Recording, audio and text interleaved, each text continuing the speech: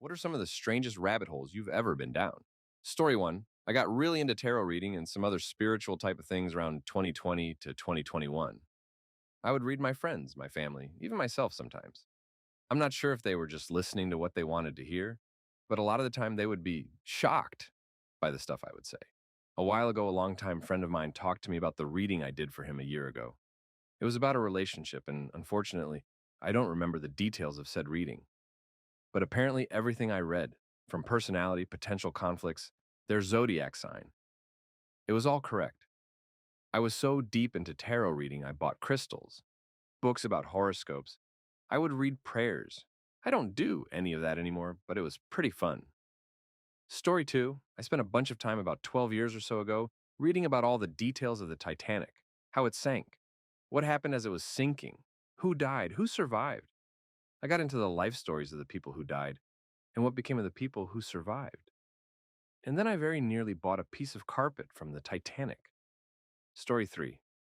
Went to a rabbit hole with the belief of reincarnation and what people have said in regards to their past lives. Most of the time, it was someone of great importance in the past, like a king or queen or someone who's a historical figure, which made me even more skeptical. My question was, and still is, why is it an important figure when it could be a poor farmer who had to give up their only son to go to war? Honestly, I debunk reincarnation if there isn't enough evidence for me to believe or if it sounds ridiculous, such as someone telling me that they're the reincarnation of Buddha, Jesus Christ, John Lennon. Story 4, mechanical keyboards. I wanted to buy one, so I started researching and watching videos of reviews. I went deeper and deeper, seeing special cables, obscure companies, the tons of switches, etc., etc. I stopped when a YouTuber I watched made a video asking her viewers and Discord users to stop bullying her for using some kind of switches or keycaps. I bought my keyboard and never went back to that crazy fandom. Story 5. I worked in administration at an aviation academy for a few years and decided I'd start listening to aviation podcasts since I didn't know much about it. I came across a plane crash podcast that talks about crashes in history and how it improved the safety of flying. I was fascinated by it and found myself gradually needing to know more and listening to more of the same type of podcasts, watching videos, and listening to black box recordings. It was eerie but interesting at the time. Now I regret it tremendously because since then I've developed horrible anxiety when flying. Story 6. Mega tsunamis. 1,000-foot walls of water moving at hundreds of miles per hour? It happens more than you would think. The Azore-Gibraltar fault will cause one day.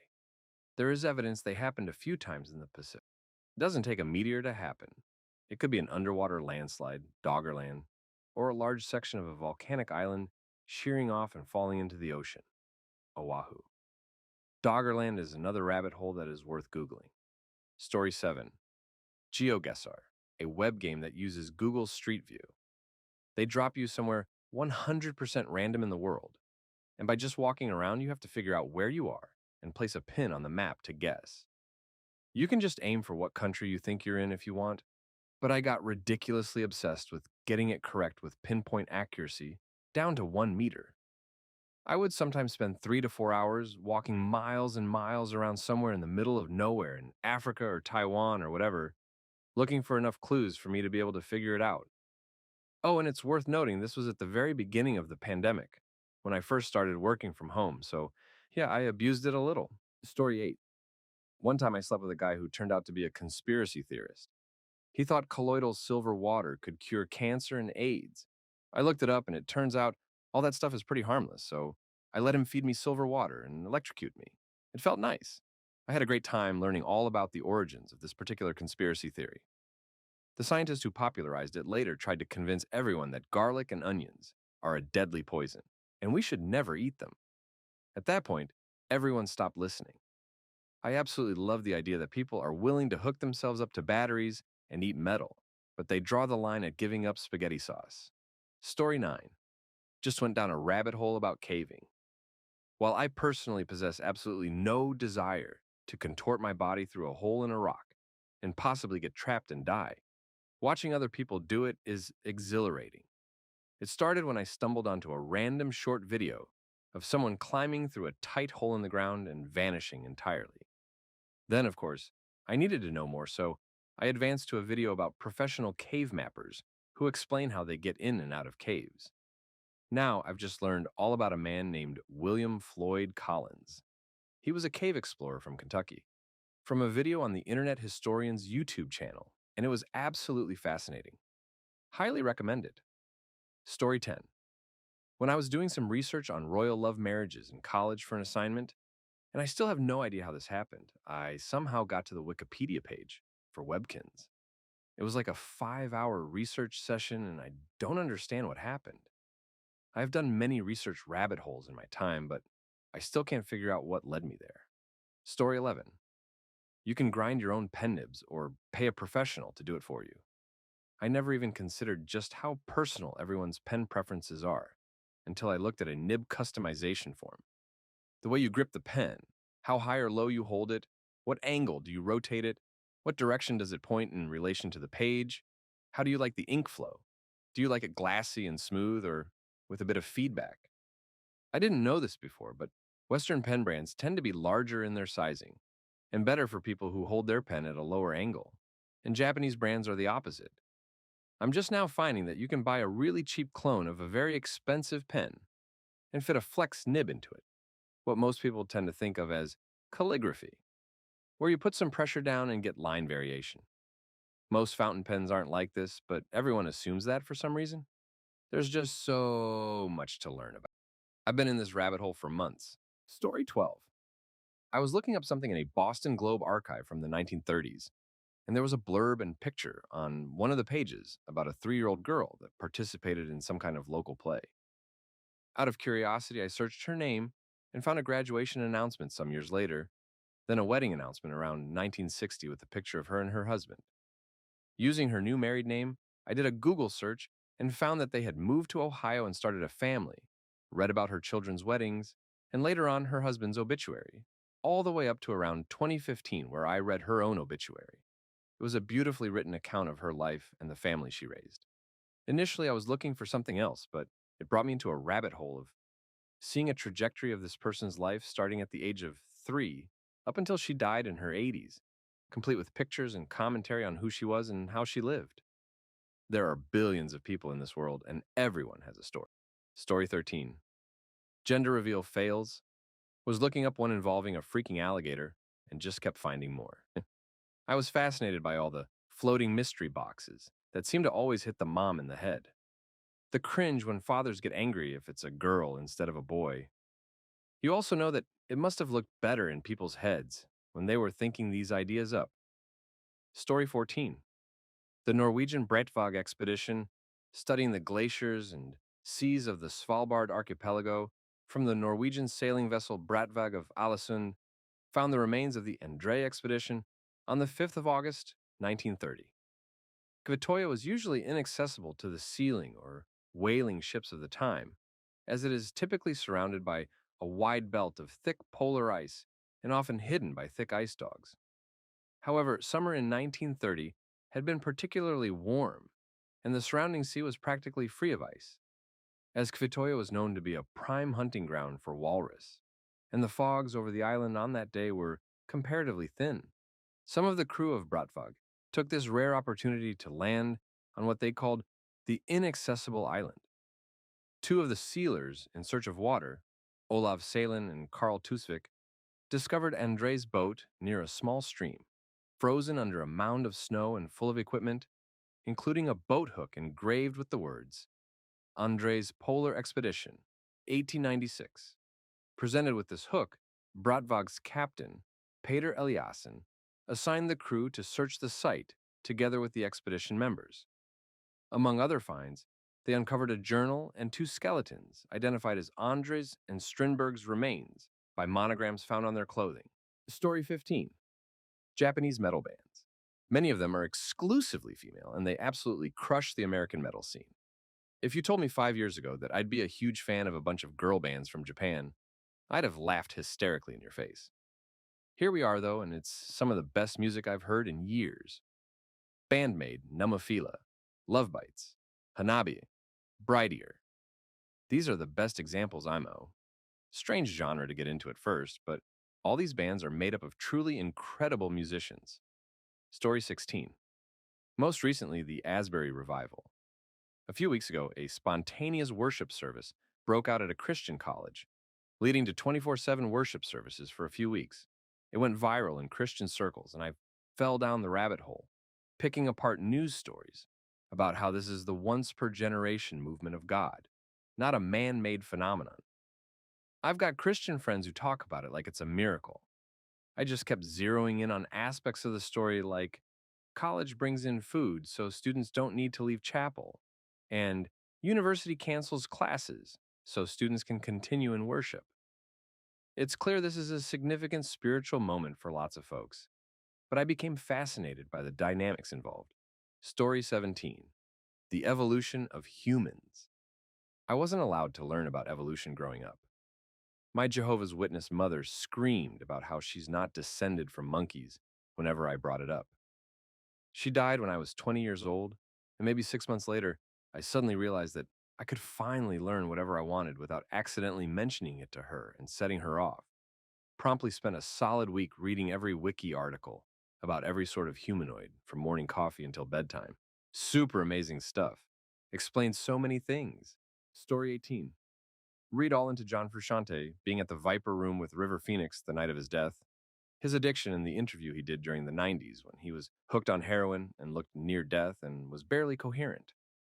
Truly the most frightening thing I've ever watched, and really gross of the film crew, to exploit his severe addiction.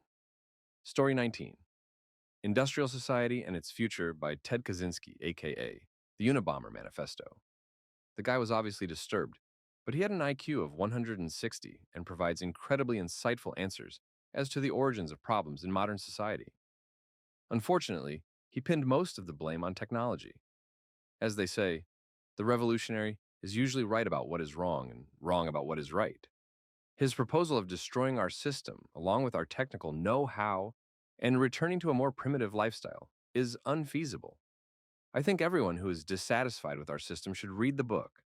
It will curse you with insight into problems that you don't have the power to solve, but it will free you from the matrix. Story 20.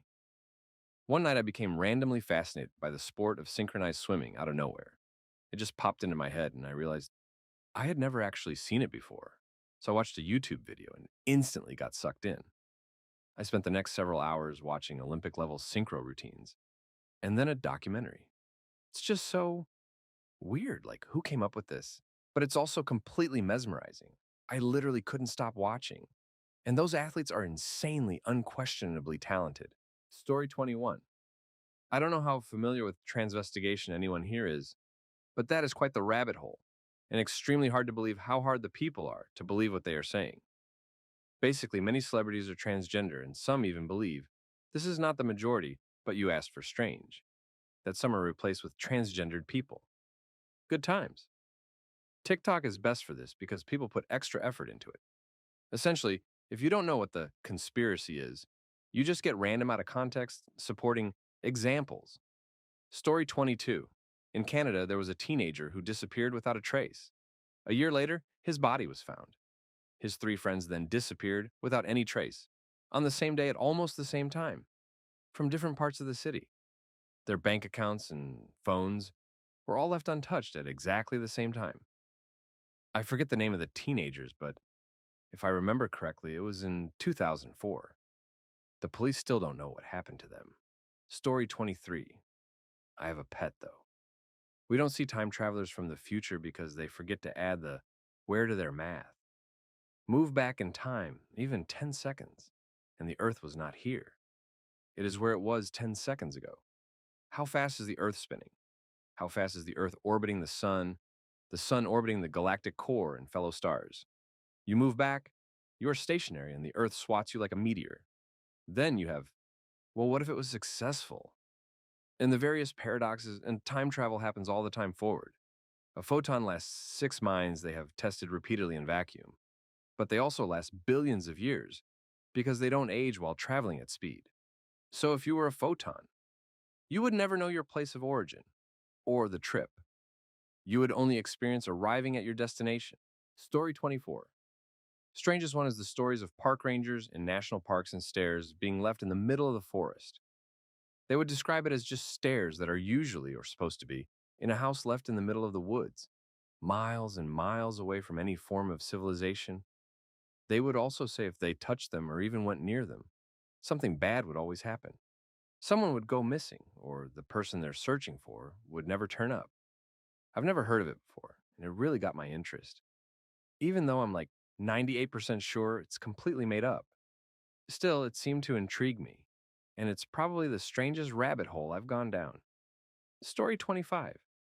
I really enjoy going on a city's Craigslist, then to rooms or shared, or whatever it is for finding a roommate, and then typing words like warning or beware in the search to see what kind of horror show nightmare roommate scenarios people have decided to write about. It's usually some juicy headline like, warning, do not rent from this woman. She is a psycho. And after reading it, it's always a guess to decide who is the actual crazy person, the landlord or tenant. Could be a bitter ex tenant or a scam or whatever. But it's an easy way to dive quickly into some weird corners of the internet that are filled with drama. Story 26. Tulpas. They are imaginary friends that adults create in their mind. There are subreddits dedicated to people talking about their tulpas, describing their tulpas, posting drawings of their tulpas. Most look like Pokemon or My Little Ponies, and asking for advice when tulpas get mad at their host.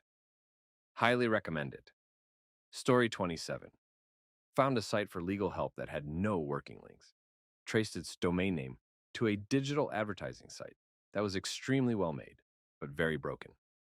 It looked really nice on one page, and the next had references to obscure Italian temples. The rabbit hole ended with it leading to a black hat site. To make a long story short, Story 28, my ancestry, started getting interesting with some rich Puritans who came to the US in the 1600s, and one of them had a mom back in England who was a total blue blood. Looking at her ancestors, it started with lords and crap like that, and by the time I traced back to the 1200s and earlier, there were a ton of kings from almost everywhere in Europe, besides part of Northern Europe and Greece, and maybe not a few other countries near Greece, at least as far as I could tell, as this rabbit hole was more like an ant farm, and I couldn't see all of it. I should note that almost all Caucasians have royal ancestors, but I was surprised just how much royalty there was behind this one ancestor. Was even descended from King Duncan, who Macbeth killed in real life and in Shakespeare's Macbeth. Unfortunately, though, the website that went that far back seems to have deleted the info, and that really sucks. Story 29. I used to be really into true crime and Googled and learned a lot about the most infamous serial killers, notorious cults, and all that. After the Dahmer series came to Netflix, I had to Google about him again and went as far as to find some pics of his, which I actually found through an old Reddit thread. Def not pics I needed to see, but, well, now I've seen them. Story 30. Water drop photography. I started with a plastic bag hanging from the shower curtain rod with a hole in it, trying to time nice-looking droplets. Ended up buying a machine that carefully drops droplets with 3 different valves and microsecond tuning to get the perfect size and spacing between droplets. I have countless hard drives with hundreds of thousands of images of droplets colliding. Story 31. The vampire squid. I had to do a report in biology where we had to choose an animal and explain using biology and chemistry terms how 3 adaptations from that animal allowed it to survive certain attributes of its environment. At about 9 a.m. on a Saturday morning, I started the report. This carried on until around 7 p.m. that night. I went from the vampire squid to what zone of the ocean they lived in to what attributes does that zone have, to what adaptations the vampire squid has to survive these attributes, and so on.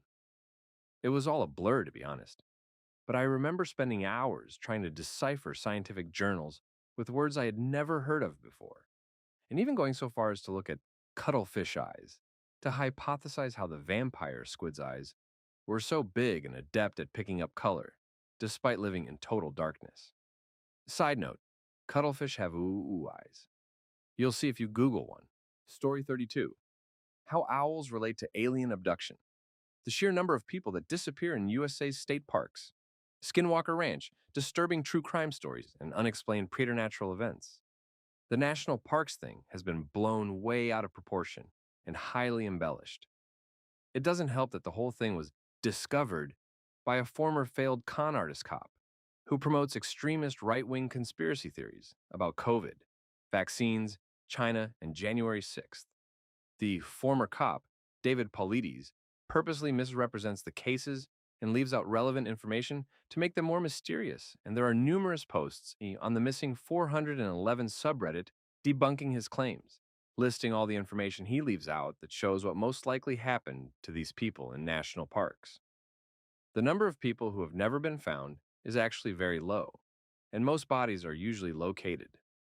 It's very common for people to go missing in parks due to accidents, falls, animal attacks, and unpreparedness for the weather. Story 33. QAnon, of course. Never believed a word of it, but I was there at the very beginning, when it was just called Q, and all they talked about was locking Hillary up. Watched and read as it morphed into what it is today. I'm still a member of a very deep alt-right Q forum. I check in on the crazy at least once a week. I feel like I should make it clear I never believed any of it. Story 34. Psychonautics, more specifically, the Aroid Diaries. For those who don't know, a psychonaut is someone who will get high on X, Y, or Z substance and write a trip report. Usually, the use of the substance is linked to some otherworldly spiritual connection that they believe is part of the universal mystery to understanding or otherwise obtaining enlightenment.